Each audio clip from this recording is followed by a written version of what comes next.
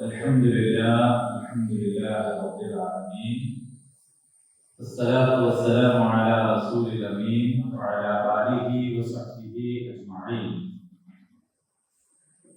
أعوذ بالله من الشيطان الرجيم.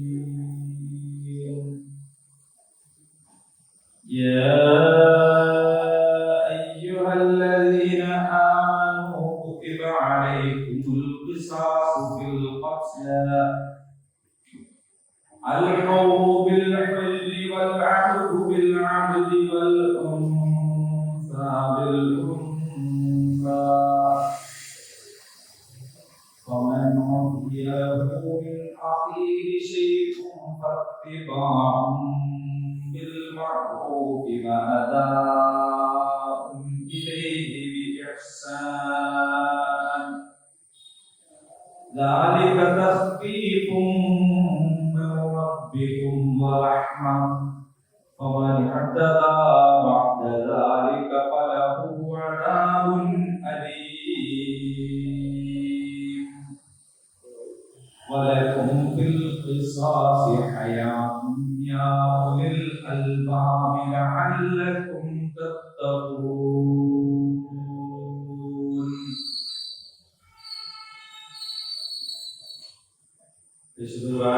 സൂറത്തുൽ ബഖറ 177 വരെ നമ്മൾ പഠിച്ചു. എന്താണ് നന്മ, എന്താണ് ബിർറ്, എന്താണ് അല്ലാഹുവിനോടുള്ള കൂറ്, അതെങ്ങനെയാണ് തെളിയിക്കേണ്ടത്, അതിന്റെ ലക്ഷണം എന്താണ്, ഇത്യാദി കാര്യങ്ങളൊക്കെ നമ്മൾ മനസ്സിലാക്കി. ഇനി പരിശുദ്ധ ദീനുൽ ഇസ്ലാം പ്രാക്ടീസ് ചെയ്യുന്നതിന്റെ, അത് പ്രയോഗവൽക്കരിക്കുന്നതിന്റെ വളരെ പ്രധാനപ്പെട്ട ചില നിർദ്ദേശങ്ങൾ, നിയമങ്ങൾ പഠിപ്പിക്കുകയാണ് ചെയ്യുന്നത്. ആദ്യം നമുക്ക് അതിന്റെ വാക്തത്വത്തിലേക്ക് പോകാം, പിന്നീട് വിശദീകരണങ്ങളും മനസ്സിലാക്കാം. യാ അയ്യുഹല്ലദീന ആമനു, അല്ലയോ വിശ്വാസികളെ, മുഅ്മിനീങ്ങളെ, കുത്തിബ നിയമമാക്കിയിരിക്കുന്നു. കതബ എഴുതി, കുത്തിബ എഴുതപ്പെട്ടു. എഴുതപ്പെട്ടു എന്ന് പറഞ്ഞതിനുള്ള ഉദ്ദേശം നിയമമാക്കിയിരിക്കുന്നു. അലൈക്കും, നിങ്ങൾക്ക്. അൽ ഖിസാസ്, പ്രതിക്രിയ. പ്രതിക്രിയ എന്ന് പറഞ്ഞാൽ പിന്തുണവ്. അപ്പോ ഖിസ്സ എന്ന് പറഞ്ഞാൽ ഒരു സംഭവത്തെ, കഥയാണല്ലേ, ഒരു സംഭവത്തെ പിന്തുടർന്ന് അങ്ങനെ അതിനോടൊപ്പം ചേർന്ന് പോകുക. മൂസ അലൈഹിസ്സലാമിനെ പെട്ടിയിലാക്കിയിട്ട് നദിയിലൊഴുകി, നദിക്കരയിലൂടെ സഹോദരി പോയതിനെ കുറിച്ച് പറഞ്ഞത് സസ്സി എന്ന് പറയാൻ പറഞ്ഞു. ഇങ്ങനെ പോയി. അപ്പൊ ഖിസാസ് എന്ന് പറഞ്ഞാൽ കുറ്റവാളിയെ അയാളുടെ പാട്ടിന് വിടുന്നതിന് പകരം അയാളെ പിന്തുടർന്ന് പോയി അയാളെ മേൽ പ്രതിക്രിയ നടപ്പിലാക്കുക എന്നതുകൊണ്ടാണ്. അങ്ങനെയാണ് ഈ പദം ഉണ്ടാകുന്നത്. ഖിസാസ്. നിങ്ങൾക്ക് പ്രതിക്രിയ നിയമമാക്കിയിരിക്കുന്നു കൊല്ലപ്പെട്ടവരുടെ കാര്യത്തിൽ. അപ്പോൾ വിശദീകരണം നമുക്ക് പിന്നെ പറയാം. സ്വതന്ത്രൻ, സ്വതന്ത്രൻ എങ്കിൽ സ്വതന്ത്രൻ. അടിമയെങ്കിൽ അടിമ. പെണ്ണെങ്കിൽ പെണ്ണ്. ആർക്കെങ്കിലും ഇളവ് ഉണ്ടായിട്ടുണ്ടെങ്കിൽ അവന്റെ സഹോദരനിൽ നിന്ന് ഷെയ്ഖുൻ വല്ലതും,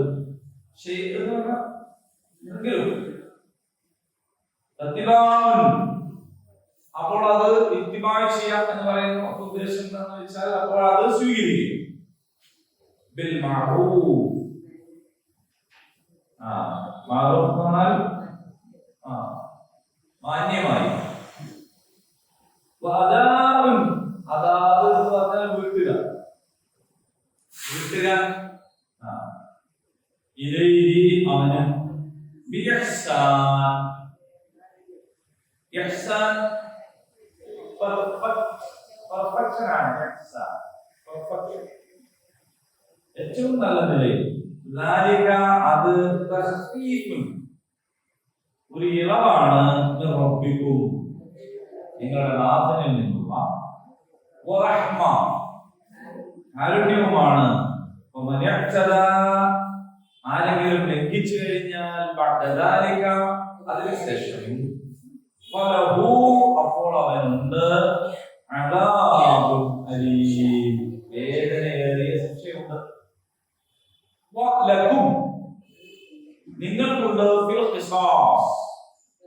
പ്രതിക്രിയയിൽ എന്ന് പറഞ്ഞാൽ അല്ലേ അതന്നല്ലേ ഹയാത്തുൻ ജീവിതമുണ്ട് യാ ഉലുൽ അൽബാബ് അല്ലയോ ബുദ്ധിമാന്മാരെ ബുദ്ധിയുള്ളവരെ നിങ്ങൾ വിളിക്കുന്നത് ലഅല്ലകും തത്തഖൂൻ നിങ്ങൾ ഭക്തിയുള്ളവരാകാൻ വേണ്ടിയാണ് ഇതാണ് ഇതിന്റെ വാക്ക് പറയാം അപ്പൊ അലൈക്കും ഈ ഒരു ആയത്ത് നമുക്ക് എവിടെയോ പരിചയമുണ്ടല്ലോ എല്ലാ ശഅബാൻ മാസത്തിലും പറയാം يا أيها الذين آمنوا كتب عليكم الصيام كما كتب على الذين من قبلكم لعلكم تتقون ബുദ്ധിന് പഠിച്ചല്ല വലുതൊക്കെ പഠിച്ചതാണ് എല്ലാ മലയന്മാരും നിങ്ങൾ പറയൂലേ ശേവാനാവുമ്പോ ഈ ആയത്തിനാണ് അപ്പോ എന്താണ് പറയുന്നത് യാ അയ്യുഹല്ലദീന ആമനൂ അല്ലയോ മുഅ്മിനീങ്ങളെ കുത്തിബ അലൈക്കും നിങ്ങൾക്ക് നിയമമാക്കിയിരിക്കുന്നു അസ്വിയാം നോമ്പിനെ അല്ലേ വമാ കുത്തിബ അലല്ലദീന മിൻ ഖബലിക്കും നിങ്ങൾക്ക് മുമ്പുള്ളവർക്ക് നിയമമാക്കപ്പെട്ടതുപോലെ ലഅല്ലകും തത്തഖൂൻ നിങ്ങൾ തഖ്വയുള്ളവരാകാൻ വേണ്ടി ഈ ആയത്ത് ഖുർആനിൽ ഉള്ളതുകൊണ്ടാണ് നമ്മൾ നോമ്പ് എടുക്കുന്നത് അല്ലാഹു സുബ്ഹാനഹു വ തആല നമുക്ക് എന്താണ് നോമ്പ് നിയമമാക്കിയിരിക്കുന്നു എന്നതുകൊണ്ടാണ് നമ്മൾ നോമ്പ് എടുക്കുന്നത് അല്ലാതെ തടി കുറയാൻ വേണ്ടിയിട്ടോ ഫാറ്റ് ഒഴിവാക്കാൻ വേണ്ടിയിട്ടോ ഒന്നുമല്ല ചില ആളുകൾ വിചാരിക്കുന്നത് ആരോഗ്യം ഉണ്ടാവാൻ വേണ്ടിയിട്ടാണെന്നാണ് ആരോഗ്യം ഉണ്ടാവാൻ വേണ്ടിയിട്ടല്ല ആരോഗ്യം ഉണ്ടാവാൻ വേണ്ടിയിട്ട് പട്ടിണി കിടക്കുന്ന എല്ലാത്തിനും നോമ്പ് എന്ന് പറയില്ല രാവിലെ തൊട്ട് വൈകുന്നേരം വരെ പട്ടിണി കിടന്നുകൊണ്ട് അത് നോമ്പാവൂല പട്ടിണി ആവുള്ളൂ നോമ്പാവണമെങ്കിൽ അത് നെയ്യത്തുവാണ് ഈ നെയ്യത്ത് ഉണ്ടാകുന്നത് അള്ളാഹു നിയമമാക്കിയ ഒരു കാര്യമാണ് ഇത് എന്നതുകൊണ്ടാണ് അപ്പൊ എന്തിനാണ് നോമ്പെടുക്കുന്നത് എന്ന് ചോദിച്ചാൽ അള്ളാഹുവിന്റെ കൽപ്പന കുത്തിബ അലൈക്കും അല്ലേ ഇവിടെ നിങ്ങൾ നോക്കൂ ഈ കുത്തിബ അലൈക്കും വരെ അതേ വാക്കാണ് യാ അയ്യുഹല്ലദീന ആമനൂ അല്ലയോ മുഅ്മിനീങ്ങളെ കുത്തിബ അലൈക്കും സിയാം എന്നുള്ളവർക്ക് ഖിസാസായി അപ്പോൾ നോമ്പ് നിയമമാക്കിയിരിക്കുന്നു എന്നതുപോലെ തന്നെ വിശ്വാസികൾക്ക് നിയമമാക്കിയ കാര്യമാണ് പ്രതിക്രിയ അപ്പൊ അതില് അള്ളാഹു സുബ്ഹാനഹു വ തആല പഠിപ്പിച്ചു തന്നിട്ടുണ്ട് പൂർവികരായ വേദക്കാർക്ക് സംഭവിച്ച ഒരു വലിയ അബദ്ധം എന്താണെന്ന് വെച്ചാൽ അവര് വേദഗ്രന്ഥത്തിൽ നിന്ന് ചിലത് എടുക്കുകയും ചിലതിനെ ഒഴിവാക്കുകയും ചെയ്തു ചിലത് വേണമെന്ന് പറഞ്ഞു ചിലത് വേണ്ട നിങ്ങൾക്ക് ഇഷ്ടമുള്ളതിനനുസരിച്ച് മാറ്റി അങ്ങനെയാണ് അവർ നശിച്ചു പോയതെങ്കിൽ നമ്മൾ നശിച്ചു പോകാണ്ടിരിക്കാൻ എന്താ ന്യായമുള്ളതെന്നുള്ളത് നമ്മൾ പരിശോധിക്കാം കാരണം അള്ളാഹു പറഞ്ഞിട്ടുണ്ട് നിങ്ങൾ മോനെടുത്ത്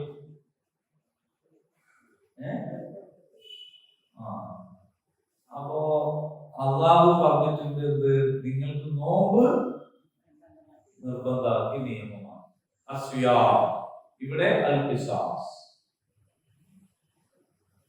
അപ്പൊ ഓരോ നിയമവും ഓരോ രീതിയിലാണ് എല്ലാ നിയമവും ഒരുപോലെയല്ല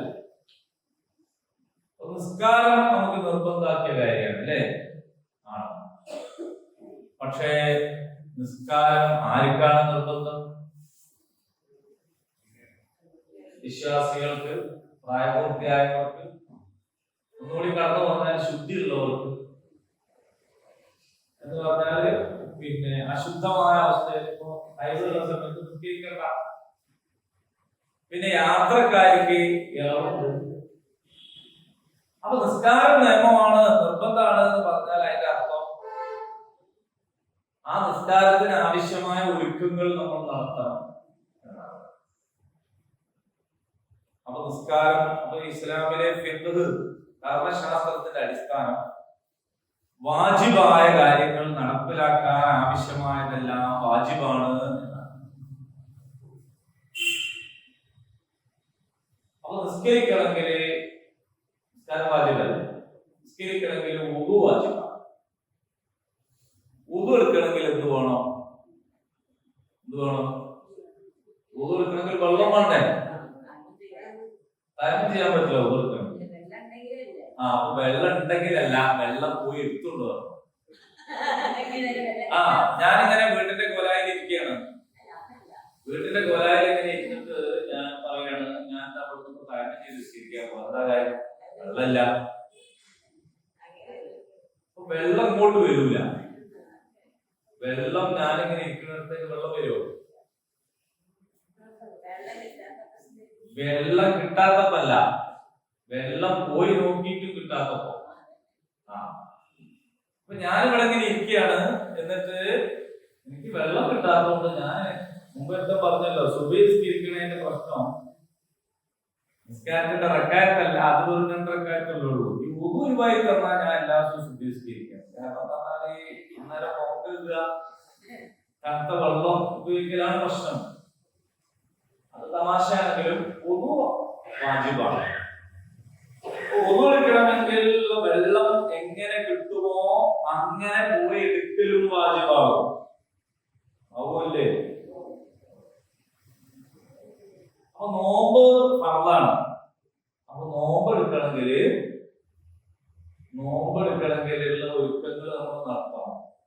അത് നമ്മൾ തമ്മിലും സഹായിക്കലാണ് റംദാനിക്ക് കൊടുക്കുക എന്നൊക്കെ പറഞ്ഞിട്ട് ചെയ്യുന്നത്. അത്താൻ കഴിക്കാനും നോമ്പ് തുറക്കാനൊക്കെ ഉള്ള പാവങ്ങൾക്ക് കൂടി അവസരം ഉണ്ടാവട്ടെ. കാരണം നോമ്പെടുക്കണ്ടേ, അതിനുള്ള അവസരങ്ങൾ ഉണ്ടായി കൊടുക്കുകയാണ് ചെയ്യുന്നത്. അപ്പൊ കുത്തിബ അലൈക്കും സിയാം എന്ന് പറഞ്ഞ പോലെ കുത്തിബ അലൈക്കുൽ ഖിസാസ്, പ്രതിക്രിയ അല്ലാഹു ഉണ്ടാക്കിയ നിയമമാണ്. ആ നിയമത്തിന്റെ വിശദാംശങ്ങളും അതെന്തിനു വേണ്ടിയാണ് എന്നൊക്കെ ഇവിടെ പറയുന്നുണ്ട്. എങ്കിൽ ആ നിയമം നടപ്പിലാക്കാൻ ഇപ്പൊ നേരത്തെ നിങ്ങൾ പറഞ്ഞപ്പോ എല്ലാവരും കൂടി നിഷേധിച്ചെങ്കിലും ഇക്കാര്യത്തിൽ നമ്മൾ അതാണ് ചെയ്യുന്നത്. ഏതാണ് ചെയ്യുന്നത്? നമ്മളിങ്ങനെ ഇരിക്കുകയാണ്, അതിന് പറ്റേ ഉണ്ടാക്കാലോ. ഈ പ്രതിക്രിയ വ്യക്തികൾ ചെയ്യേണ്ടതല്ല.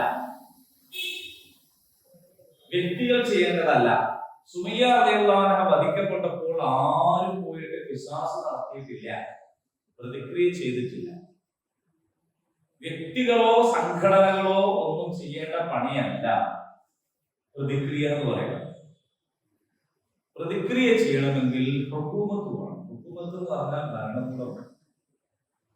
പരിശുദ്ധ ദീനുൽ ഇസ്ലാം ആളെ കൊല്ലാൻ അനുവദിച്ച 2 കാര്യമുള്ളൂ. അത് നിങ്ങൾ മനസ്സിൽ നന്നാക്കി എഴുതിയോ. മനുഷ്യന്മാരെ കൊല്ലാൻ ഇസ്ലാം അനുവദിച്ചിട്ടുണ്ട്, എല്ലാ നിയമവ്യവസ്ഥയും അനുവദിച്ചിട്ടുള്ളത് പോലെ. 2 കാര്യം. ഒന്ന് ഖിതാലാണ്, മറ്റൊന്ന് ഖിസാസാണ്. ഖിതാൽ എന്ന് പറഞ്ഞാൽ യുദ്ധം.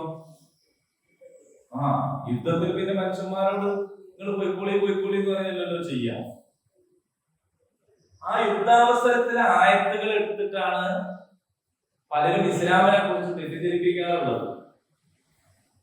ഇസ്ലാമിൽ യുദ്ധം അനുവദിച്ച കാര്യമാണ്. കാരണം ഖുർആൻ എന്ന് പറയുന്നത് എല്ലാ കാലത്തേക്കും എല്ലാ സമൂഹത്തിനും വേണ്ട ഒരു ഭരണഘടന ആയതുകൊണ്ട് ഇത് വ്യക്തികൾക്കും കുടുംബത്തിനും രാഷ്ട്രത്തിനും ഒക്കെ ഉള്ളതാണ് എന്നതുകൊണ്ട് ഖുർആനിൽ അതൊക്കെ ഉണ്ടാവും. അല്ലേ? നമ്മുടെ രാജ്യത്തിൽ പ്രതിരോധ വകുപ്പുണ്ട്, പ്രതിരോധ വകുപ്പ് മന്ത്രി ഉണ്ട്. അതൊക്കെ ഭീകരവാദമാണോ? അല്ല. കാരണം ഒരു രാഷ്ട്രത്തിന് അതൊക്കെ ആവശ്യമാണ്. നമ്മുടെ നാട്ടില് പട്ടാളമുണ്ട്, അവർക്ക് ആയുധ പരിശീലനമുണ്ട്, ബോംബ് നിർമ്മിക്കുന്നുണ്ട്. ഭീകരവാദമാണോ? ആണോ? അല്ല. എന്തുകൊണ്ടാണ്? ഒരു രാജ്യത്തിന് അതൊക്കെ ആവശ്യമാണ്. എന്നാല് നമ്മുടെ നാട്ടില് സാധാരണക്കാരത് ചെയ്താൽ അത് കുറ്റകൃത്യമാണ്. അത് ചെയ്യുന്നുണ്ട് വേറെ കാര്യം. തേങ്ങ പെറുക്കാൻ പോയവർക്കൊന്നും ബോംബ് പൊട്ടി മരിക്കുന്ന വാർത്തയാണ്. ഇപ്പൊ തേങ്ങ ആരും പെറുക്കണില്ല. കാരണം തേങ്ങയാണോ ബോംബാണോ പിന്നെ സംശയം. പക്ഷെ അപ്പോഴാണ് ഏതോ ഒരുത്തം പെറുക്കിയപ്പോ നിധി കിട്ടി. ബോംബാന്ന് പേടിച്ചു. മനുഷ്യന്മാരിപ്പോ ഉരുട്ട് എന്ത് സാധനം കണ്ടാൽ ഒന്നുകിൽ തേങ്ങ, അല്ലെങ്കിൽ ബോംബ്, അല്ലെങ്കിൽ നിധി. ഒന്ന് ഭാഗ്യം പോലെ ഇരിക്കും. ഈ പണിയെല്ലാം ഇവിടെ സർക്കാർ ചെയ്തുകൊണ്ടിരിക്കുന്നുണ്ട്. അത് കുറ്റകൃത്യമല്ല. എന്തുകൊണ്ടല്ല? ഒരു രാജ്യം എന്ന നിലയ്ക്ക് അതൊക്കെ ആവശ്യമാണ്. പരിശുദ്ധ ഖുർആൻ ഒരു രാജ്യത്തിന് ഉള്ള ഭരണഘടന കൂടിയാണ് എന്നതുകൊണ്ട് ഖുർആനിലും എന്തുണ്ടാവും? ഈ പ്രതിരോധവും ആക്രമണവും ഒക്കെ ഉണ്ടാവും. അത് അതാതിന്റെ സമയത്തും അതാതിന്റെ അവസരത്തിലും ചെയ്യേണ്ടതാണ്. നമ്മുടെ രാജ്യത്തിന്റെ പ്രതിരോധ മന്ത്രി അദ്ദേഹത്തിന്റെ വകുപ്പിലാണ് ഈ പണി ഒക്കെ ചെയ്യുക. അദ്ദേഹം മന്ത്രി അല്ലാണ്ടായി വീട്ടിൽ വന്നിട്ട് ഇനി ഈ പണി എടുക്കാൻ പറ്റില്ല. അതാണ് അവസരം മാറിയാൽ അവസ്ഥ മാറും. അപ്പൊ നിങ്ങൾ കണ്ടയിടത്ത് വെച്ച് കഴുത്ത് വെട്ടുക എന്നൊക്കെ ഖുർആനിലുണ്ട്. അത് മാത്രം എടുത്തിട്ട് അത് കണ്ടോ, കണ്ടയിടത്ത് വെച്ച് കഴുത്ത് വെട്ടുക. അത് കണ്ടയിടത്ത് വെച്ച് തന്നാല് ഇവിടുന്ന് കണ്ടെടുത്തിട്ട് അല്ല, യുദ്ധഭൂമിയിലുള്ള കാര്യമാണ് ആ പറയുന്നത്. അവസരങ്ങൾ മാറുമ്പോൾ അവസ്ഥ മാറും, വിധി മാറും. അപ്പൊ രണ്ട് കാര്യത്തിലാണ് കൊല അനുവദിച്ചിട്ടുള്ളത്.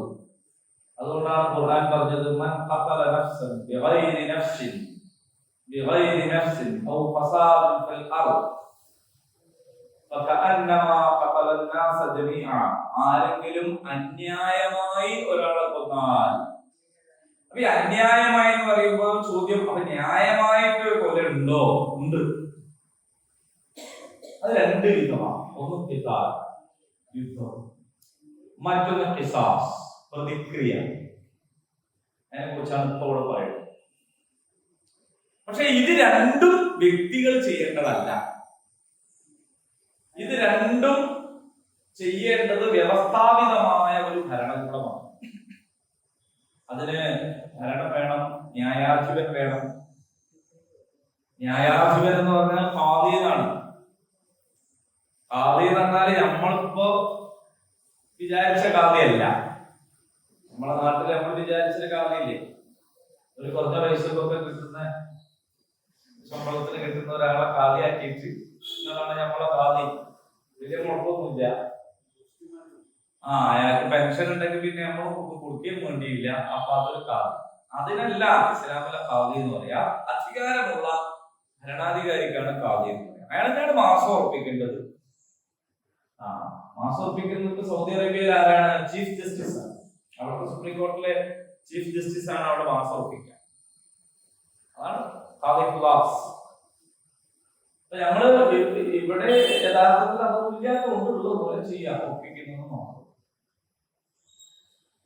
അപ്പൊ രണ്ട് സന്ദർഭത്തിലാണ്, ഒന്ന് ഖിതാലാണ്, ഒന്ന് ഖിസാസ്. പക്ഷെ ഇവിടെ അല്ലാഹു പറയുന്ന വാക്ക് പ്രത്യേകം ശ്രദ്ധിക്കുക. കുത്തിബ അലൈക്കുമുൽ ഖിസാസ്. നിങ്ങൾക്ക് ഖിസാസ് അല്ലാഹു നിർബന്ധമാക്കിയിരിക്കുന്നു. പക്ഷെ ആ നിർബന്ധം നടപ്പിലാകണമെങ്കിൽ അതിൻ്റെതായ വ്യവസ്ഥ നമ്മുടെ നാട്ടിൽ ഉണ്ടായേ ചെയ്യും. അതില്ലാത്തപ്പോ അത് നടപ്പിലാക്കാൻ പറ്റില്ല. അപ്പൊ പുകയെടുക്കാൻ വെള്ളം വേണം. ആ വെള്ളം ഇരുന്നിടത്ത് ഇരുന്നാൽ കിട്ടൂല എന്നുള്ള പോലെ വെള്ളം എടുക്കാൻ പോകണം. അപ്പൊ ഖിസാസ് എന്ന് പറയുന്നത് ഇങ്ങനെ തന്നെയാണ്. ഇരുന്നിടത്ത് ഇരുന്നാൽ ഖിസാസ് ഒന്നും ഉണ്ടാവില്ല. അപ്പൊ വാജിബായ ഒരു കാര്യം, അതിനാവശ്യമായത് എന്തെല്ലാം ഉണ്ടോ അതൊക്കെ വാജിബാണ്. ഇത് നമുക്ക് ജനങ്ങളോട് പറയാൻ പറ്റുമോ പറ്റൂലേ? ജനങ്ങളോട് പറയാൻ പറ്റാത്തതായ ഒരു നിയമവും അല്ലാഹു ഖുർആനിൽ പറഞ്ഞു. ഒരു രഹസ്യം നമ്മൾ മാത്രം പറയേണ്ട അങ്ങനെ ഒരു സാധനം ഇസ്ലാമിൽ ഇല്ല. അതുകൊണ്ട് നമ്മൾ ഈ ഖുർആൻ ക്ലാസ് യൂട്യൂബിൽ ഇടുന്നു. നാട്ടുകാർക്ക് മൊത്തം കേൾക്കാലോ, മുസ്ലിങ്ങൾ മാത്രമേ കേൾക്കുക. നമ്മളെ ജുമാ ഖുത്ബകളൊക്കെ ചിലപ്പോൾ ലൈവ് ഇടും ഫേസ്ബുക്കിലൊക്കെ. ആർക്കും വേണമെങ്കിലും കേൾക്കാം. കാരണം ആരും കേൾക്കാൻ പറ്റാത്ത, മുസ്ലിങ്ങൾ അല്ലാത്തവർ കേൾക്കാൻ പറ്റാത്ത ഒരു സംഗതി പരിശുദ്ധ ഖുർആനിലില്ല. വളരെ ക്ലിയർ ആണ്. അപ്പൊ ഇവിടെ പറയുന്ന പ്രതിക്രിയ എന്തിനു വേണ്ടിയാണെന്ന് മനസ്സിലാക്കുമ്പോഴാണ് ഇത് എത്രത്തോളം മാനവികമാണെന്ന് നമുക്ക് മനസ്സിലാക്കും. ഇത് എത്രത്തോളം നാട്ടിന് ആവശ്യമാണെന്ന് മനസ്സിലാക്കും. നമ്മുടെ രാജ്യത്ത് ഇപ്പോൾ ഖിസാസ് ഇല്ല. കാരണം നമ്മുടെ നാട്ടിൽ ഇപ്പോൾ ഹുക്കൂമത്ത് ഈ ഖിസാസ് നടപ്പിലാക്കുന്ന ഹുക്കൂമത്ത് അല്ല എന്നതുകൊണ്ട്. അപ്പോ എന്താണെന്ന് നമുക്ക് പരിശോധിക്കാം. അപ്പൊ ഇവിടെ ഖുർആനിൽ പലയിടത്തും ഖിസാസിന്റെ വ്യത്യസ്തമായ സംഗതികൾ വിശദീകരിച്ചിട്ടുണ്ട്. മോഷ്ടിച്ചവന്റെ ഖിസാസ് എന്താണെന്ന് വേറെ സ്ഥലത്ത് പറഞ്ഞു. അതേപോലെ വ്യഭിചാരിയെ എന്ത് ചെയ്യണമെന്ന് പറഞ്ഞിട്ടുണ്ട്. അങ്ങനെ ഓരോന്നിനും ഓരോ സംഗതി. ഇവിടെ പറയുന്നത് കൊന്നവൻ എന്താ ചെയ്യേണ്ടത്? ഒരാൾ കൊല ചെയ്തു, അയാളെ എന്ത് ചെയ്യും? അപ്പൊ അയാളെ ചെയ്യേണ്ടത് എന്താണ് എന്ന് ചോദിക്കുന്നതിന് മുമ്പേ ഒരു പ്രശ്നം, ആ കാലത്ത് നടപ്പിലുണ്ടായിരുന്ന ഒരു ജാഹിലിയ്യത്ത് അതിന് അഡ്രസ് ചെയ്യണം. അത് ഈ കാലത്തുള്ളതാണ്. എന്താണ്? സമൂഹത്തിലെ ചില ആളുകൾക്ക് ചില നിയമം, ചില ആളുകൾക്ക് വേറെ നിയമം. നമ്മുടെ രാജ്യത്ത് ഇപ്പൊ ഉണ്ട്. ഭരണഘടനയിലൊന്നുമില്ല. ഭരണഘടനയിൽ എല്ലാവർക്കും തുല്യ അവകാശമാണ്. പക്ഷെ ഈ ഭരണഘടന സ്വന്തം വന്നിട്ട് നിയമം നടപ്പിലാക്കില്ല. ഏട്ടിലെ പശു പുല്ലുന്നില്ല എന്ന് പറഞ്ഞില്ലേ? അത് നടപ്പിലാക്കേണ്ടവർ നടപ്പിലാക്കണമുണ്ട്. പക്ഷെ അത് നടപ്പിലാക്കേണ്ടവർ അങ്ങനെയല്ല നടപ്പിലാക്കുന്നത്. എല്ലാവർക്കും ഒരേപോലെ അല്ല. അതുകൊണ്ടാണ് ചില ആളുകൾ കുറ്റം ചെയ്താൽ പിറ്റേ ദിവസം നമ്മൾ പത്രത്തിൽ വായിക്കും അയാൾ മാനസിക രോഗിയായിരിക്കും. അപ്പൊ നമ്മുടെ നാട്ടില് നമുക്ക് തോന്നുന്നു ഒരു പ്രത്യേക വിഭാഗത്തിൽപ്പെട്ട ഇത്രയും ഭ്രാന്തന്മാരുണ്ടാവും. ചിലപ്പോ അങ്ങനെയാണെങ്കിൽ അങ്ങനെയാണെങ്കിൽ അതൊരു പ്രശ്നമാണ്. നിങ്ങളൊക്കെ ഭ്രാന്തന്മാരായി പോവാ. അപ്പോ മാനസിക രോഗിയായിരുന്നു, ചികിത്സയിലായിരുന്നു. ചില ആളുകൾ അതിനു വേണ്ടി കുറ്റം ചെയ്തില്ലെങ്കിൽ പോലും കുറ്റം ചെയ്യാനുള്ള ഒരു സാധ്യത ഉണ്ട് എന്ന നിലക്ക് പിടിച്ചുകൊണ്ടുപോയിട്ട് 5-10 കൊല്ലം ജയിലിലിട്ടിട്ട് വിചാരണ എത്രയോ ആളുകൾ ഇപ്പോഴും ഉണ്ട്. ഒരു വാഴനയൊന്നുമല്ല. വാഴനയ്ക്കൊക്കെ പിന്നെയും അറിയുന്ന ഒരാളായതുകൊണ്ട് കുറെ ആളുകളുടെ പ്രാർത്ഥനയൊക്കെ കിട്ടി, ഒരുപാട് സംഗതികൾ സഹായം. അതേ സമയത്ത് ഒരു ചെറുപ്പക്കാരൻ എന്താ അവർ ചെയ്ത കുറ്റം? കുറ്റം ചെയ്തിട്ടൊന്നുമില്ല, കുറ്റം ചെയ്യാൻ നല്ല സാധ്യത എന്നതാണ്. മറ്റേത് കുറ്റം ചെയ്തിരിക്കുന്നു, പക്ഷെ അവര് മാനസിക. ചില ആളുകൾ കുറ്റം ചെയ്തതിന് മുന്നേ തന്നെ മാനസിക രോഗികളായി മാറും. അതിനനുസരിച്ച് കുറ്റം ചെയ്യാൻ വേണ്ടിയില്ല. അങ്ങനെയുണ്ട്.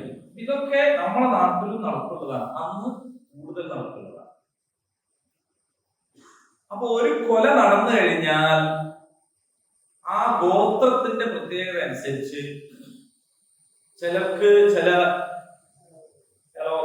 ഫൈനൊക്കെ അടച്ചാൽ മതിയാവും. ചില ആളെ പിടിച്ചു ശിക്ഷിക്കും. എന്ന് മാത്രമല്ല, ചിലപ്പോൾ ഒരാളാണ് കൊല ചെയ്തതെങ്കിൽ ആ ആളുടെ കൊലപാതകയുടെ ഗോത്രത്തെ തന്നെ നശിപ്പിച്ചു, കുടുംബടക്കി കൊല്ലും.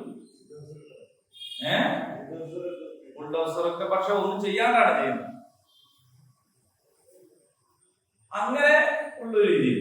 അപ്പൊ ഇസ്ലാം വളരെ കൃത്യമായിട്ട് പറയാണ്, സ്വതന്ത്രന് സ്വതന്ത്രൻ. ഇപ്പൊ കൊലപാതകി സ്വതന്ത്രനായ ഒരാളാണെങ്കിൽ ആ ആളെ തന്നെയാണ് എന്ത് ചെയ്യേണ്ടത്? പ്രതിക്രിയ ചെയ്യേണ്ടത്.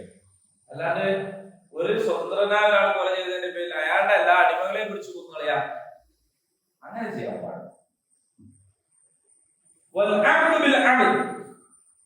ഇനി അടിമയാണ് കൊല ചെയ്തതെങ്കിൽ ആ അടിമയെ ആണ് പ്രതിക്രിയക്ക് വിധേയമാക്കപ്പെടേണ്ടത്. സ്ത്രീയാണ് കൊലപാതകെങ്കിലാണ് എന്ത് ചെയ്യേണ്ടത്? സ്ത്രീയെ കൊല്ലേണ്ടത്. അല്ലാതെ ഒരാള് കൊല ചെയ്തതുകൊണ്ട് അയാളെ ബന്ധങ്ങളെ കുറിച്ച് കൊല്ലാൻ പാടില്ല. ഇത്രയും പറഞ്ഞതിന് ശേഷം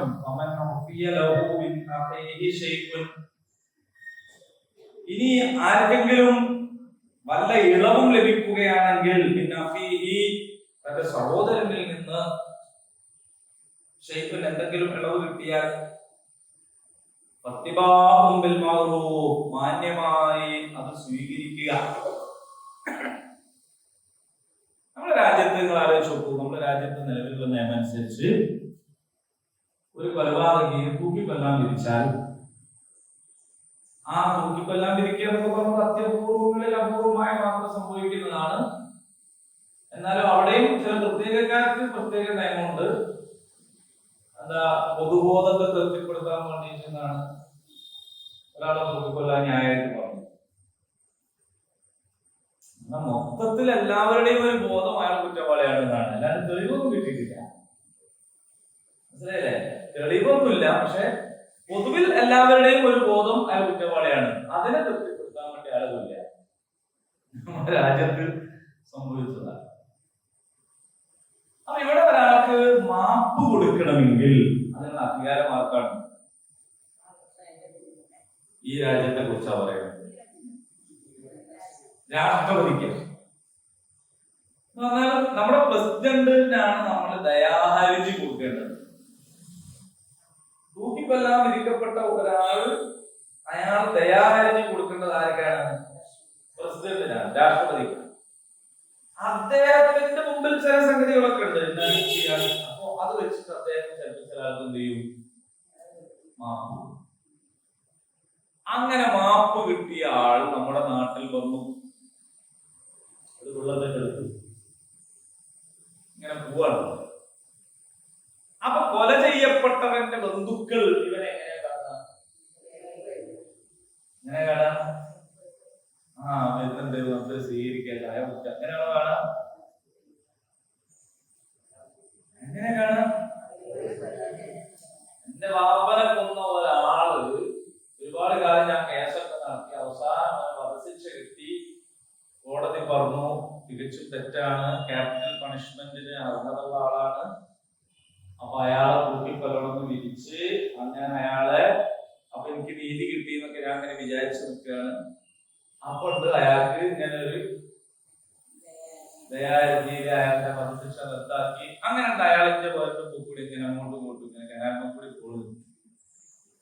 അപ്പൊ എനിക്ക് എന്തായാലും തോന്നാ, അപ്പൊ എനിക്ക് തോന്നും എന്റെ നാട്ടില് കോടതിയിൽ പോയിട്ടും കേസ് കൊടുത്തിട്ടൊന്നും കാര്യമില്ല. എനിക്ക് നീതി കിട്ടണമെങ്കിൽ ഞാൻ തന്നെ എന്ത് ചെയ്യണം? അങ്ങനെ തോന്നല്ലോ. കോട്ടയ്ക്ക് ഒരാള് അയാളുടെ മകളെ മാനഭംഗപ്പെടുത്തി ബലാത്സംഗം ചെയ്ത് കൊന്നു കളഞ്ഞ പ്രതി അയാളെ പോയി കൊന്നുകളഞ്ഞു. കാരണം ഇയാൾക്ക് ജാമ്യം കെട്ടി പുറത്തിറങ്ങി നോക്കുമ്പോ അയാളൊരു മാനസികാവസ്ഥ ആലോചിച്ച് നോക്കൂ. അയാളെ മകളെ കൊന്ന ഒരു മനുഷ്യൻ ജാമ്യം കെട്ടി ഇങ്ങനെ അയാൾ അപ്പൊ പകയുണ്ടാകും, വിദ്വേഷം ഉണ്ടാകും, നാട്ടില് ഫിത്ന ഉണ്ടാകും. ഇസ്ലാം പറഞ്ഞു മാപ്പ് കൊടുക്കേണ്ടത് ആരാ? ഇയാളുടെ ഏറ്റവും അടുത്ത ബന്ധു. അപ്പൊ ഞാൻ മാപ്പ് കൊടുത്തു, എന്റെ പിതാവിന്റെ കൊലയാളിക്ക് ഞാൻ മാപ്പ് കൊടുത്താൽ, അങ്ങനെ മാപ്പ് കിട്ടിയ ആൾ എന്റെ അടുത്ത് വരുമ്പോൾ എന്റെ മനസ്സിലെന്താണ്? മനസ്സിലായോ?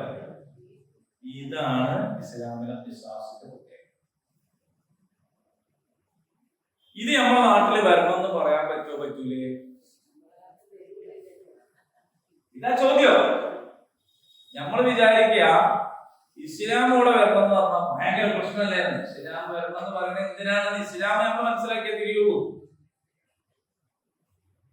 നമ്മുടെ നാട്ടിലെ ഓരോരുത്തരും അവരവരുടേതായ ജീവിത ദർശനം വരാനാണ് പണിയെടുക്കുന്നത്. സംഘപരിവാർ പണിയെടുക്കുന്നത് എന്തിനാന്ന് വെച്ചാല്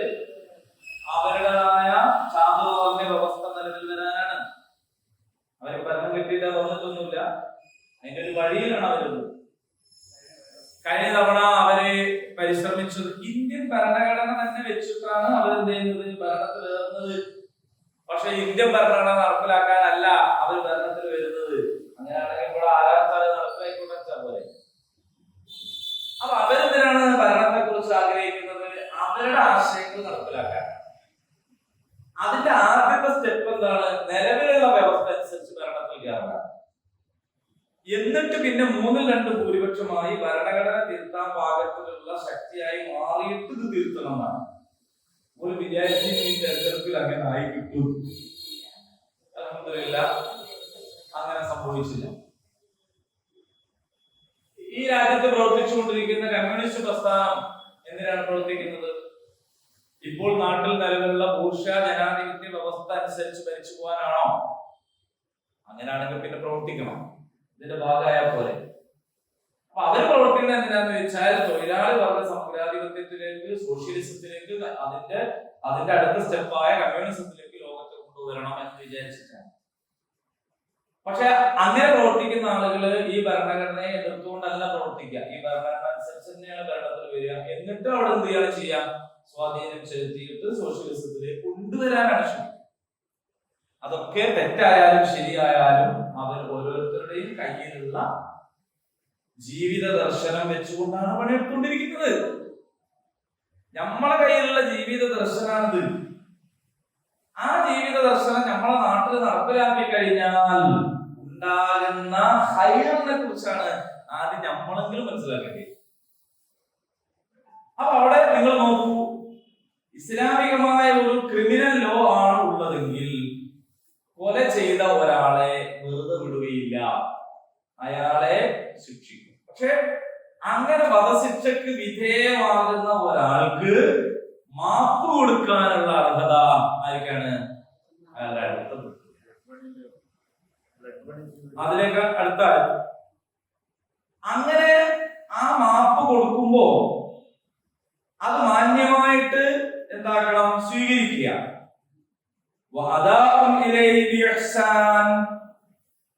അതുപോലെ തന്നെ വല്ല ബ്ലഡ് മണിയും നമ്മൾ ഈ റഹീമിന് ഇപ്പോ എല്ലാവർക്കും അറിയുന്ന ഒരു സംഗതിയാണ്. അതിനുള്ള അർഹത ഇവർക്കുണ്ട്. ഇപ്പൊ കൊല്ലപ്പെട്ട ആളുടെ മക്കളോ അവരുടെ കുടുംബക്കാരോ, ഒരു ഗൃഹനാഥനാണ് കൊല്ലപ്പെട്ടത്, അവരുടെ വരുമാനം നിന്നു, അവരുടെ ജീവിതം പ്രയാസത്തിലായി. അപ്പോ ആ കൊലപാതകി പശ്ചാത്തലിച്ചു, അയാൾക്ക് മാപ്പ് കൊടുത്തു, അയാൾ ജീവിച്ചോട്ടെ എന്ന് വിചാരിക്കുമ്പോൾ തന്നെ ഇവരുടെ ജീവിതത്തിന് ഒരു താങ്ങും തണലും ആശ്വാസം കിട്ടുന്ന രീതിയിൽ എന്തെങ്കിലും ഒരു പൈസ വാങ്ങുന്നതിന് ഇവർക്ക് അവകാശം. അങ്ങനെ ഒരു കരാറാക്കി കഴിഞ്ഞാൽ ആ പൈസ ഇവരെന്ത് ചെയ്യണം? കൊടുത്തു വീട്ടണം. നിങ്ങളുടെ നാഥനിൽ നിന്നുള്ള ഒരു ഇളവാണത്, കാരുണ്യവുമാണ്.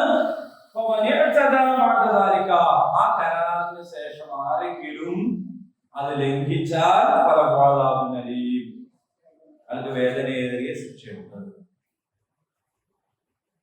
മാപ്പ് കൊടുക്കുക എന്നതും ഇതേപോലെ മോചനദ്രവ്യം വാങ്ങുക, അങ്ങനെ വാങ്ങി വിട്ടയക്കുക എന്നതും ഒക്കെ ഈ ഏറ്റവും അടുത്ത ബന്ധുവിന് അധികാരമുള്ള കാര്യമാണ്. പക്ഷെ അതിൽ പോലും വളരെ സൂക്ഷ്മമായിട്ട് ഇസ്ലാം ഇടപെടുന്നു. അതെങ്ങനെയാന്ന് ചോദിച്ചാൽ ഇതൊന്നും സ്വന്തം നടത്താൻ പറ്റൂല. എങ്ങനെ നടത്താൻ പറ്റൂല? കൊലപാതകയായ ഒരാൾ, വധശിക്ഷയ്ക്ക് വിധിക്കപ്പെട്ട ഒരാൾക്ക് ഈ കുടുംബക്കാർ സ്വകാര്യത്തിൽ മാപ്പ് കൊടുത്ത് ഒരു തമ്മിൽ തീരുമാനിക്കേണ്ട കേസല്ല. അതിൽ ഖാദി വേണം. അതെന്തിനാണെന്ന് ചോദിച്ചാൽ ഒരുപക്ഷെ ഈ ബന്ധുവും കൊലയാളിയും കൂടി ഒത്തിട്ടാണോ കൊല നടത്തിയത്? സാധ്യതയില്ലേ? അതായത് എന്റെ വാപ്പനെ കൊല്ലാൻ ഞാൻ തന്നെ കൊട്ടേഷൻ കൊടുക്കുക, അങ്ങനെ സംഭവിച്ചതാണെങ്കിൽ ഞാൻ തന്നെ മാപ്പ് കൊടുക്കുക, അങ്ങനെ ശരിയാവുക? മനസ്സിലായോ? അപ്പൊ അങ്ങനല്ല എന്ന് ആർക്ക് ബോധ്യപ്പെടണം? ന്യായാധിപന് ബോധ്യപ്പെടണം. അത് ബോധ്യപ്പെടുത്തേണ്ടുന്ന ബാധ്യത കൂടി വെച്ചിട്ടുണ്ട്. അപ്പോ ഇസ്ലാമിൽ കൊന്ന ആൾക്ക് കൊല്ലപ്പെട്ടവന്റെ സ്വത്തിൽ അനന്തരാവകാശം കിട്ടൂല. വാപ്പാന്റെ മുതല് വാപ്പാനെ ഞാനാണ് കൊന്നതെങ്കിൽ എനിക്ക് വാപ്പാനെ മുതൽ കിട്ടൂല, അനന്തരാവകാശം ഇല്ല. എന്റെ വാപ്പാനെ ഞാൻ കൊന്നാല് എന്റെ വാപ്പാന്റെ സ്വത്തൊന്നും നയാ പൈസ എനിക്ക് കിട്ടൂല. ഇസ്ലാമിക നിയമമാണ്. എന്റെ വാപ്പനെ ഞാൻ കൊന്നാൽ എന്റെ വാപ്പാന്റെ ഒരു സ്വത്ത് എനിക്ക് കിട്ടൂല. അങ്ങനെ കിട്ടുമായിരുന്നെങ്കിൽ വാപ്പാനെ എത്ര ആള് കൊല്ലും? കാരണം ഇയാൾ ഇങ്ങനെ കൊണ്ടെടുക്കരുത്. ഇപ്പോഴും എന്തെങ്കിലും എനിക്ക് കിട്ടണമെങ്കിൽ പോയിട്ട് ഇങ്ങനെ ചോദിക്കണം, അത് തരുമോ ഇത് തരുമോ.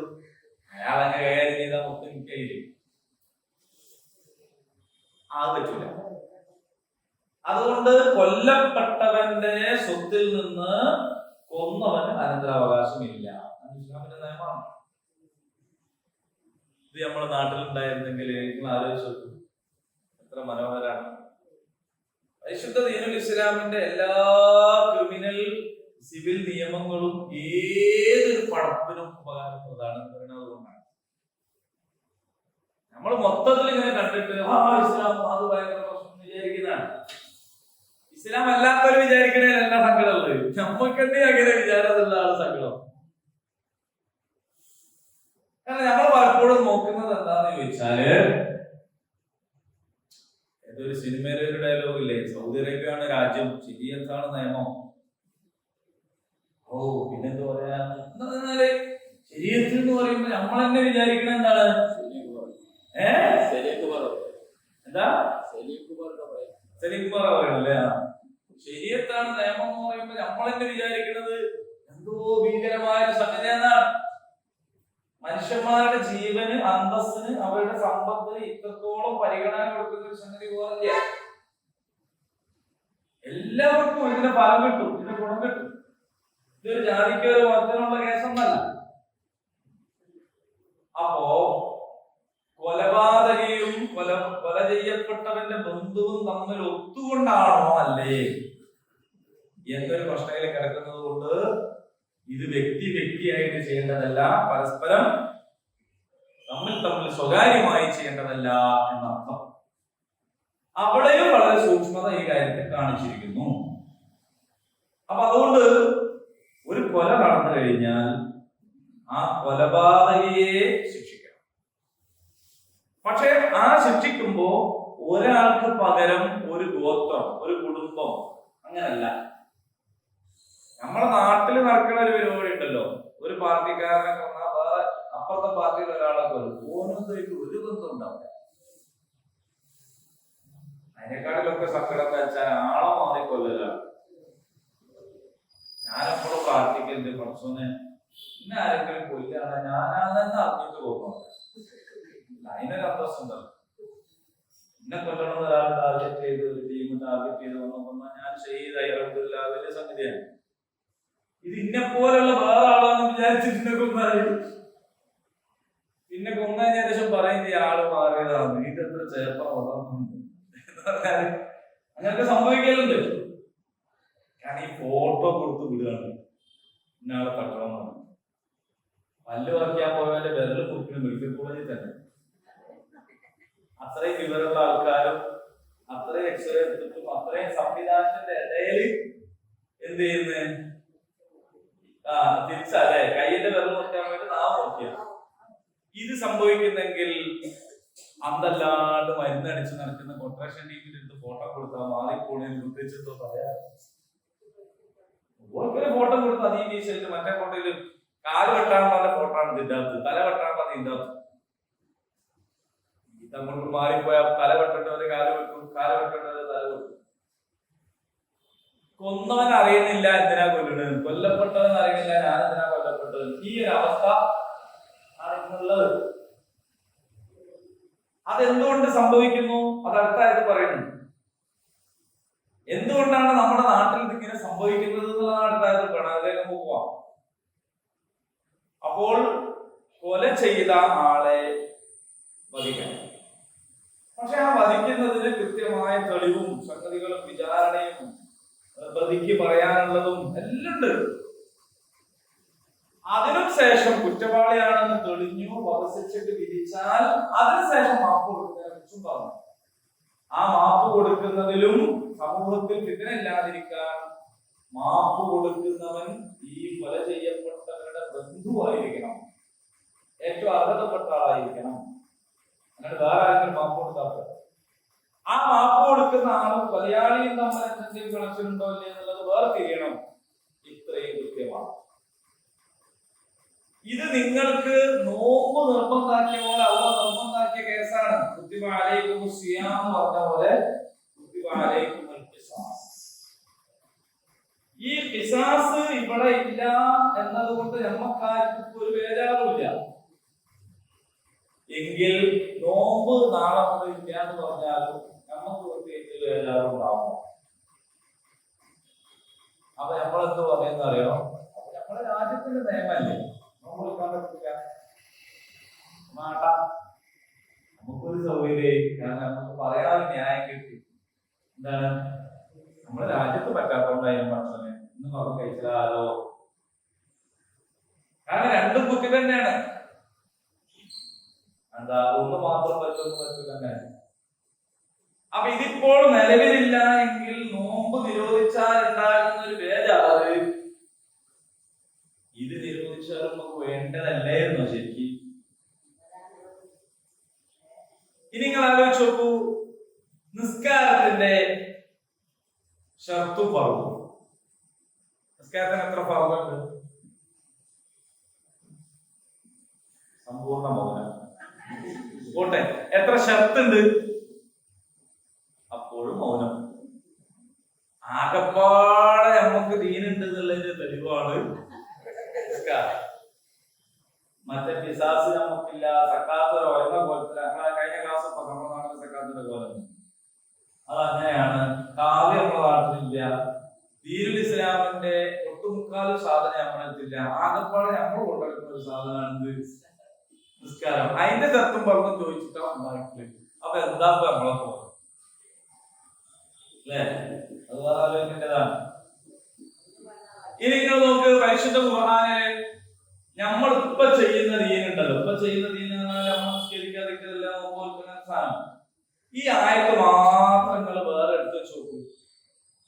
ഈ ആയത്ത് മാത്രമാണ് ഖുർആനെങ്കിൽ നമുക്കൊക്കെ ആഫിദായി. നമ്മളെ നാട്ടിൽ കുറഞ്ഞ ആഫിദല്ലേ ഉള്ളൂ. കുട്ടികളൊക്കെ പോയിട്ട് ഇപ്പത് പഠിക്കുന്നത് കുറെ കഷ്ടപ്പെട്ടിട്ടാണ്. എന്റെ മോനെ പഠിക്കാൻ പോയിട്ട് അപ്പൊ ആഫിദാവാൻ വേണ്ടി ഓതി ഓതി ഓതി ഓതി ഓതി ഓതി പഠിക്കുകയാണ്. നമ്മളിപ്പോ പാലിക്കുന്ന ദീന് മാത്രമാണ് ഖുർആനിലുള്ളതെങ്കിൽ നമുക്ക് എല്ലാവർക്കും ആഫിദായി. കാരണം നോമ്പിനെ പറ്റി ആകെയുള്ളൂ ഈ രണ്ടാഴ്ചയുള്ളൂ. അപ്പൊ നോമ്പില് നിസ്കാരത്തിനെ പറ്റി കുറച്ചേ പറഞ്ഞിട്ടുള്ളൂ, അതും കഴിഞ്ഞു. ഹജ്ജിനെ പറ്റി വളരെ കുറച്ചേ പറഞ്ഞിട്ടുള്ളൂ, അതും പഠിച്ചു. പിന്നെ ദിക്ർ ദുആനെ പറ്റിയൊക്കെയാണ്, അതും പഠിച്ചാൽ ഖുർആൻ കഴിഞ്ഞില്ലേ. പിന്നെ ഈ ഖുർആനിൽ ഇക്കണ്ട മുഴുവൻ ആയത്തുകൾ എന്താന്ന് ചോദിച്ചാൽ നമ്മൾ ദീനാണെന്നും കൂടി മനസ്സിലാക്കിയിട്ടില്ലാത്ത കാര്യമാണ്. ഖുർആനിലെ ഏറ്റവും വലിയ ആയത്തിന്റെ ആയത്ത് ദീനാണ്. അത് ബാങ്കിങ് സിസ്റ്റമാണ്. ഇസ്ലാമിക് ബാങ്ക് എന്താന്നുള്ളതാണ് അതിൽ 1.5 പേജ്. അപ്പൊ നമ്മൾ ദീനായിട്ട് ഇപ്പൊ മനസ്സിലാക്കിയ നമ്മളെ മതസംഘടനകൾ ദീനീ ചർച്ചയായിട്ടും വാദപ്രതിവാദമായിട്ടും ഒക്കെ നടത്തിക്കൊണ്ടിരിക്കുന്ന കാര്യങ്ങൾ മാത്രം ഖുർആൻ ഉണ്ടായിരുന്നു എങ്കിൽ നമുക്ക് എല്ലാം ക്യാപ്താകെ. അപ്പൊ ഖുർആനില് അത് കുറച്ചേ ഉള്ളൂ. നിങ്ങളിപ്പോ മൗനം പാലിച്ച ഷർത്തും ഫർളും അക്കമിട്ട് ഖുർആനിൽ പറഞ്ഞിട്ടില്ല. ഖുർആനിൽ തന്നെ പറഞ്ഞാലേ ഉണ്ടാവുന്നൊന്നുമില്ല കേട്ടോ. ഹദീസിനും കിട്ടിയാലും നമുക്ക് പഠിച്ചാൽ അത് തന്നെ മതി, അത് അതിനുള്ളതാണ് ഹദീസ്. പക്ഷെ അങ്ങനെ അത് ഹദീസ് മുഖാന്തരം പഠിപ്പിക്കാൻ തീരുമാനിച്ച റബ്ബ് എത്ര വിശദമായിട്ടാ ഇത് പറഞ്ഞു നോക്കൂ. നിങ്ങൾക്ക് മനസ്സിലാവില്ലെങ്കിൽ തലത്തൊരു പൊട്ട് കൊടുത്തിട്ട് എന്ത് ചെയ്യണോ, മണ്ട റീഫ്രഷ് ചെയ്യണം. അതായത് അള്ളാഹു ഷർത്തും പറഞ്ഞു ഖുർആനിലെ നിസ്കാരത്തിന്റെ ഷർത്തും പറഞ്ഞു വിശദമായിട്ട് പഠിപ്പിക്കാത്ത ഖുർആനില് അങ്ങനെ പഠിപ്പിച്ചിരുന്നെങ്കിൽ ഖുർആൻ 6236 പിന്നെ 16836 ആയിപ്പോ. എല്ലാത്തിന്റെ ഷർത്തും പറഞ്ഞു ഇസ്ലാം കാര്യം 5ആണ്, ഈമാൻ കാര്യം 6ആണ്, അങ്ങനെയൊക്കെ ഖുർആൻ എണ്ണിട്ട് പറഞ്ഞിരുന്നെങ്കിൽ അതിനൊക്കെ ഹദീസ് കേൾക്കും. അപ്പൊ സൂചനകൾ മാത്രം കൊണ്ട് മതിയാക്കുന്ന, അടിസ്ഥാനങ്ങൾ മാത്രം പഠിപ്പിക്കുന്ന ഖുർആന് പക്ഷേ ഈ പ്രതിക്രിയാ നിയമത്തെ കുറിച്ച് വന്നപ്പോൾ എന്ത് വന്നു? വിശദമായിട്ട് കുത്തിബാലയ്ക്കും സിയാം എന്ന് പറഞ്ഞിടത്ത് പോലും അത് 30 ദിവസമാണ്, അത് രാവിലെ സുബഹി മുതൽ മഗ്‌രിബ് വരെയാണ്, അത്താഴം കഴിക്കൽ സുന്നത്താണ്, ഒന്നും പറഞ്ഞില്ല. അതേസമയത്ത് ഖിതാല് പറഞ്ഞിടത്ത്, പിശാച് പറഞ്ഞിടത്ത് അത് വിശദമായിട്ട്. എന്നിട്ടെങ്കിലും ഒരു വേദന നമുക്ക് ഉണ്ടായാലോ?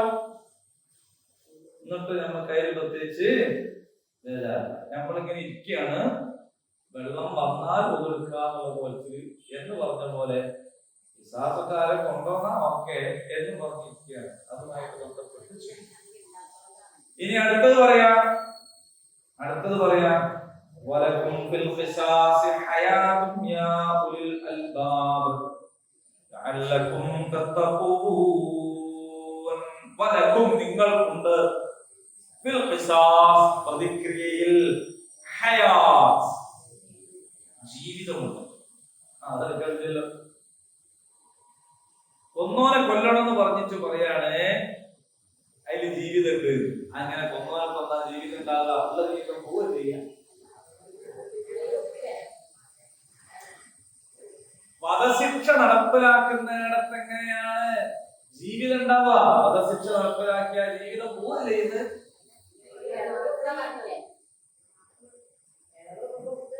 ഇളവിനെ പറ്റിയല്ല, വിശ്വാസിനെ കുറിച്ചാണ്. അത് അടിസ്ഥാനമാണ് ഇസ്ലാം. അതായത് പരിശുദ്ധ ദീനുൽ ഇസ്ലാമിലെ ക്രിമിനൽ നിയമങ്ങളൊന്നും കുറ്റം ചെയ്തതിനോടുള്ള പ്രതികാരമല്ല. കുറ്റം ചെയ്തതിനോടുള്ള പ്രതികാരമല്ല. ഒന്നും കൂടി നിങ്ങൾ ശ്രദ്ധിച്ച് കേൾക്കുകയെ ഞാൻ പറയാം, ശ്രദ്ധിച്ച് കേൾക്കുകയെ പറയുള്ളൂ. ഇസ്ലാമിൽ വ്യഭിചാരത്തിനല്ല ശിക്ഷ. വ്യഭിചാരത്തിന്റെ ശിക്ഷ പരലോകത്തുനിന്നാണ്. ഇവിടെ ശിക്ഷ 4 ആൾക്കാണ് വ്യഭിചരിച്ചവനാണ്. ഏതോ ഒട്ടും വ്യഭിചരിച്ചു എന്ന് ഒരാൾ പറഞ്ഞാൽ പറഞ്ഞവൻ 80 അടി കിട്ടും. സമാനീന ജൽദ. എനിക്ക് സാക്ഷി ഉണ്ടോ? ഇല്ല, പറഞ്ഞവൻ കിട്ടും. അപ്പൊ സാക്ഷി വേണം. അപ്പൊ സാക്ഷി ഉണ്ടായി എന്ന് പറഞ്ഞാൽ എത്ര സാക്ഷി വേണം? 4 സാക്ഷി ഉണ്ടാകെ ഒരാൾ ഈ പണിയെടുത്താൽ ഓനറിഞ്ഞുള്ളൂ. അപ്പോ സ്വകാര്യമായിട്ട് ചെയ്താലോ, ആരും അറിയാണ്ട് ചെയ്താലോ ദുനിയാവൊന്നും ശിക്ഷയില്ല. ഓൻ പക്ഷെ പരലോകത്ത് കഴിച്ചിലാവൂല, അവിടെ ശിക്ഷ. ഒരുത്തൻ ആരും അറിയാണ്ട് ഓന്റെ കൊരന്റെ ഉള്ളിൽ ഇരുന്നിട്ട് കള്ളു കുടിച്ചാൽ ഇസ്ലാമിക ഭരണകൂടം കോടതി ഓൻ ശിക്ഷിക്കൂല. കള്ളു കുടിച്ചതിന് ശിക്ഷയില്ല, പരലോകത്ത് ശിക്ഷ. ഇവിടെ എന്താണ്? പബ്ലിക് നോൺസെൻസിനാണ് ശിക്ഷ. ആളുകൾക്കിടയിൽ തീരുമാനമുണ്ടാക്കാനാണ്. അപ്പോ ഇസ്ലാമിലെ പ്രതിക്രിയ എന്തിനാണ്? കുറ്റം ചെയ്തതിനോടുള്ള പ്രതികാരമല്ല, സമൂഹത്തിൽ ജീവനും ജീവിതവും നിലനിൽക്കാൻ വേണ്ടിയിട്ടാണ്. അതുകൊണ്ടാണ് സാക്ഷിയില്ലാതെ ഒരാൾ വ്യഭിചാരാരോപണം നടത്തിയ ഓനത്തല്ലുന്നത്. കാരണം എന്താ? ഇല്ലെങ്കിൽ ഓരോരുത്തരും തമ്മിൽ പറയാൻ തുടങ്ങും. അപ്പൊ സമൂഹത്തിൽ ഈ തിന്മ വ്യാപിക്കും. ഇപ്പൊ നമ്മുടെ നാട്ടിൽ അതാ നടക്കുന്നത്. ഇഷ്ടമുള്ളതിനെ പറ്റിയൊക്കെ പീഡന കേസ്. ഒരാളോട് ദേഷ്യം പിടിച്ച ഓനെതിരെ അന്ന് പറഞ്ഞേക്കുക, പീഡിപ്പിച്ചു. അപ്പൊ പോക്സോ കേസ് പ്രശ്നം, ഓന്റെ കുടുംബം പോയി, അത് തകർന്ന് പൊളിഞ്ഞ് നാശായി. നിങ്ങൾ ആലോചിച്ച് നോക്കുന്നത് എന്തെല്ലാം നമ്മുടെ നാട്ടിൽ നടക്കുന്നത്. അത് പാടില്ല. അപ്പൊ അതുകൊണ്ട് എന്താണ്? അതിന് കൃത്യമായ ഒരു ചട്ടക്കൂട്. സമൂഹത്തിൽ ജീവനും ജീവിതവും ഉണ്ടാകണം, സ്വസ്ഥത ഉണ്ടാകണം. അതിനാണ് വിശ്വാസം. കട്ടോന്റെ കൈ മുറിക്കുക എന്ന് പറഞ്ഞാല്, കട്ടോൻ അള്ളാഹിനോട് തൗബ ചെയ്തിട്ടുണ്ടെങ്കിൽ, മോഷണം അതിൽ തിരിച്ചു കൊടുത്ത് തൗബ ചെയ്താൽ ഓന് പിന്നെ അള്ളാഹിന്റെ അടുത്ത് ശിക്ഷ ഉണ്ടാവില്ല. ഓന്റെ കൈ ഇവിടെ വിട്ടു. അതിനാണ് വേറുള്ള കട്ടാൽ തിരിയണം, കട്ടാൽ ഇതാണ്. അപ്പൊ കക്കാൻ തോന്നരുത്. നിങ്ങൾ നോക്കൂ, ഇസ്ലാമിക രാജ്യം ഇപ്പൊ എവിടെ ഇല്ല. നമ്മളെ അറബ് രാജ്യങ്ങളൊക്കെ രാജഭരണമാണ്. ഈ രാജഭരണം നടക്കുന്നിടത്ത് പോലും ഈ ശരീഅത്തിന്റെ ഏതാനും ചില ഭാഗങ്ങൾ നടപ്പിലാക്കുന്നുണ്ട്. ആ നടപ്പിലാക്കുന്നതിന് പോലും എത്ര ഗുണമുണ്ട് എന്ന് ആലോചിച്ചു നിങ്ങൾ. കുറ്റകൃത്യങ്ങളുടെ ആളുകൾ വളരെ കുറവാണ്. നമ്മളൊരു സുഹൃത്തുണ്ട്, ദുബായിൽ ട്രാൻസ്പോർട്ട് കമ്പനി ഉണ്ടായിരുന്ന ആളാണ്. ഇപ്പൊ നാട്ടില് വണ്ടി ഓടിക്കുമ്പോൾ എല്ലാം പറയും, ഒരു വണ്ടി കണ്ടാൽ തന്നെ നമ്മൾ പറയും അവൻ ദുബായിൽ വണ്ടി ഓടിച്ച ആളല്ല, മറ്റോ അവൻ ദുബായിൽ വണ്ടി ഓടിച്ച ആളാന്ന് പറയും. എന്താ കാര്യം? വണ്ടി ഓടിക്കുന്ന കണ്ടാൽ അറിയാം, നിയമം പാലിച്ച് സൂക്ഷ്മതയോടുകൂടി കൃത്യമായി വണ്ടി ഓടിക്കും. ഇവിടുന്ന് പോയാൽ തന്നെ നാടെത്തിയാലും നല്ലോണം സൂക്ഷിക്കുന്ന കാര്യം അത് നിയമം നടപ്പിലാക്കുന്നതിലുള്ള കണിശതയാണ്. ഞമ്മക്ക് അങ്ങനെ പ്രശ്നമില്ല. ചില ബസ്സിന്റെ കമ്പനിക്കാരെ പറ്റി പറയുന്നത് ഓണന്മാര് പറഞ്ഞ പോലെ നിങ്ങൾ അങ്ങോട്ട് പോയിക്കോ, തട്ടിയ കേസ് ആണെങ്കിലും ഒരു പ്രശ്നമില്ല. ആരെ കൊന്നാലും പ്രശ്നമില്ല, എന്ത് ചെയ്താലും പ്രശ്നമില്ല. പല കൊലപാതക കേസിലും പ്രതികളെ പിറ്റേത്തെ ദിവസം തന്നെ പിടിക്കും. എന്താ സംഭവിക്കണമെന്ന് അറിയോ? പ്രമാദമായ കൊലക്കേസായിരിക്കും. പോലീസ് രണ്ടാമത്തെ ആഴ്ച തന്നെ ആളെ പിടിച്ചിരുന്നു. ആളെ പിടിച്ചാൽ പത്രത്തിലൊക്കെ വരും, ആ പോലീസ് വളരെ ഉഷാറാണ്, വളരെ പെട്ടെന്ന് തന്നെ കാര്യങ്ങളൊക്കെ ചെയ്തു, വളരെ ഉഷാറാണ്, ഭയങ്കര അപ്രിസിയേഷൻ കിട്ടും. എന്നിട്ട് അവരെ റിമാൻഡ് ചെയ്യും. നമുക്ക് സമാധാനം, പോലീസിന് അഭിനന്ദനം, ഒക്കെ റെഡിയാണ്. പിന്നെന്താ സംഭവിക്കുക? കേസ് നടത്തും. ഈ പിടിക്കപ്പെട്ടവരൊന്നും ശരിക്കുള്ള പ്രതികരിക്കൂല. ഈ പിടിക്കപ്പെട്ടവരും കൊലപാതകം ചെയ്തവരും എല്ലാവരും തമ്മിൽ അഡ്ജസ്റ്റ്മെന്റ് ആയിരിക്കും. നീ കുറ്റം സമ്മതിച്ചു, റിമാൻഡ് ചെയ്തു. പിന്നെ കേസ് ട്രയലിൽ വന്നു കഴിഞ്ഞാൽ തലകുത്തി മറിഞ്ഞാലും വക്കീലിന് ഇത് തെളിയിക്കാൻ കഴിയില്ല. കാരണം ഓരല്ല ചെയ്ത്. അങ്ങനെ 5 or 8 കൊല്ലം കഴിഞ്ഞാല് ഇവരെന്ത് ചെയ്യും? വെറുതെ വിടും. ഈ 8 കൊല്ലം ഗൾഫിൽ പോയി പണിയെടുക്കാൻ കിട്ടുന്ന പൈസ ഈ കേസ് കുറ്റം സമ്മതിച്ച ആൾക്ക് കിട്ടുകയും ചെയ്യും. എന്താ പ്രശ്നം? ഇതിനിടയിൽ ബഹ്റൈനിലേക്ക് കുവൈത്തിലേക്കൊക്കെ പോയ ഫ്ലൈറ്റിൽ ശരിക്കും കൊന്നോ കയറി പോയിട്ടുണ്ടാവും. മനസ്സിലായോ? അത്ര പഴുതിൽ ആണ് നമ്മുടെ കാര്യങ്ങളൊക്കെ. അപ്പൊ അതുകൊണ്ട് ഒരു തരം കളിയാണ്. അപ്പൊ കൊല്ലപ്പെട്ടു എന്ന് പറയുമ്പോൾ നമുക്ക് ഉണ്ടാകുന്ന ഒരു പ്രശ്നം, പ്രതിനെ കുറിച്ച് പറയുമ്പോൾ നമ്മുടെ മനസ്സിലൊരു ആശ്വാസം, ആ പ്രതി റിമാൻഡ് ചെയ്യപ്പെട്ടു പറയുമ്പോൾ അതിനേക്കാൾ ആശ്വാസം, പിന്നെ ഇവരെ വെറുതെ വിട്ടു എന്നത് ചരമക്കോളത്തിന്റെ അടിയിൽ ചെറിയൊരു കോളത്തിലുണ്ടായിരുന്നു.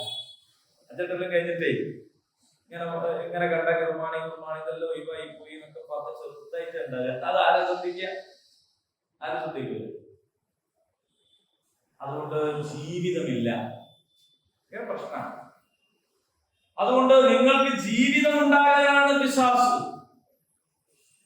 സുരക്ഷിതത്വമുള്ള ഒരു ജീവിതം, ആരും ബലാത്കാരം ചെയ്യപ്പെടാത്ത ജീവിതം. ഖത്തറിലൊക്കെ പറയുന്നു ഏറ്റവും സമാധാനമുള്ള നാട്. എന്താ കാരണം? ഏതൊരു പെണ്ണിനും നട്ടപ്പാതിരം ഇറങ്ങി നടക്കാം, ആരും പിടിക്കാൻ പോയില്ല. ഇത് നട്ടപ്പാതിരം പോയിട്ട് നട്ടുച്ചക്ക് ബസ്സിൽ പോകാൻ കഴിയുന്നില്ല എന്നുള്ളതാണ് ഡൽഹിയിൽ നിന്നൊക്കെ ബസ് എന്നൊക്കെ കൂടുതൽ. നമ്മളടുത്ത് പറയാൻ വേണം. അതേ സമയത്ത് അവിടെ ഏത് സമയത്തും ആൾക്ക് ഇറങ്ങി നടക്കാം, ഒരു പ്രശ്നവുമില്ല. അപ്പോ അവരൊന്നും ഇസ്ലാമികമായ ഈ ശരീഅത്ത് പൂർണ്ണമായ സ്ഥലങ്ങളൊന്നുമല്ല. ഈ ശരീഅത്തിൽ നിന്ന് ഏതാനും ചിലത് മാത്രം നടപ്പിലാക്കിയിട്ട് പോലും അവിടെ എന്തുണ്ട്? അതിന്റെ ഗുണമുണ്ട്. അപ്പൊ അത് പൂർണ്ണമായാൽ എത്ര ഗുണം ഉണ്ടാവും എന്നതിനെ കുറിച്ചാണ്. അതുകൊണ്ട് ഇതിലെല്ലാം നിങ്ങൾക്ക് ജീവിതമുണ്ട്. ബുദ്ധിയുള്ളവരെ എന്നാണ്. ഇല്ലാത്തവർക്ക് മനസ്സിലാവുക. ഓരെന്താ പറയാറിയോ? ഒരു വധശിക്ഷ എന്ന് പറഞ്ഞാൽ ഇങ്ങനെ അതൊരു കാടത്തമല്ലേ, 6ാം നൂറ്റാണ്ടിലുള്ള സംഗതിയല്ലേ, എന്തൊക്കെയാണ് ഇതില്ലാതെ പറയുന്നത്? ഒന്നോനെ കൊല്ല, പല്ലിന് പല്ല്, കണ്ണിന് കണ്ണ്, മൂക്കിന് മൂക്ക്, ഇമാതിരി കാടൻ നിയമങ്ങൾ എന്ന് പറഞ്ഞ പ്രസംഗിക്കും. കാരണം കൊല്ലപ്പെട്ടവന്റെ മനുഷ്യത്വത്തെ കുറിച്ചൊന്നും പറയാനില്ല, ഈ സമൂഹത്തിലെ സമാധാനത്തെ കുറിച്ച് പറയാനില്ല. അവനാകെ പറയാനുള്ളത് കൊന്നോനെന്തോ പാവം, ഓനെങ്ങനെ എന്നാ അത് പറയാനുള്ളത്. അപ്പൊ അതുകൊണ്ട് ഞാൻ ഉള്ളിലൽബാബ് പ്രത്യേകത വിളിച്ചിരുന്നു. ബുദ്ധിയുള്ളവരെ എന്നൊക്കെ മനസ്സിലാവും. അതുകൊണ്ട് ഞാൻ നിങ്ങളോടാണ് ഈ പറയുന്നത്. ഞാൻ ഉള്ളിലൽബാബ് 178 സത്യവിശ്വാസികളെ 179 വിദ്വാൻമാരെന്നാണ് അതെ, സത്യവിശ്വാസികളോട് മൊത്തത്തിൽ പിശാചിനെ കുറിച്ച് പറഞ്ഞിട്ട് അതിന്റെ പൊരുള് തിരിയണമെങ്കിൽ എന്ത് വേണം? അത് ബുദ്ധിമാന്മാരായിരിക്കും. നിയമം പാലിക്കണമെങ്കിൽ പൊരുൾ തിരിഞ്ഞോണമെന്നില്ല, നിയമം പാലിക്കൽ നിർബന്ധമാണ്. ലഅല്ലക്കും തത്തഖൂൻ. എന്നാലേ ഇതൊക്കെ കൂടി പേരാണ് തഖ്വ. ഇങ്ങനെല്ലാം കൂടി ആയാലുള്ള പേരാണ് തഖ്വ. അല്ലാതെ തഖ്വ എന്ന് പറഞ്ഞാൽ വേറൊന്നും എക്സ്ട്രാ ഫിറ്റിംഗ് അല്ല. അതൊക്കെ മനസ്സിലാക്കിയാലും ഇതൊക്കെ പഠിച്ചാലും ഇതിനനുസരിച്ച് മുന്നോട്ട് പോകുന്നതിനെ കുറിച്ചാണ് തഖ്വ. ഇനി അടുത്ത് വരുന്നത് അതിനേക്കാൾ മനോഹരമായ കുറെ കാര്യങ്ങളാണ്. ഇൻഷാ അല്ലാഹ് അടുത്ത ക്ലാസ്സിൽ അതിനെ കുറിച്ച് പഠിക്കും. അല്ലാഹു അനുഗ്രഹിക്കുക. اللهم ربنا تقبل منا انك انت السميع العليم وتب علينا انك انت التواب الرحيم. ربنا اتنا في الدنيا حسنه وفي الاخره حسنه وقنا عذاب النار. امين. الحمد لله رب العالمين.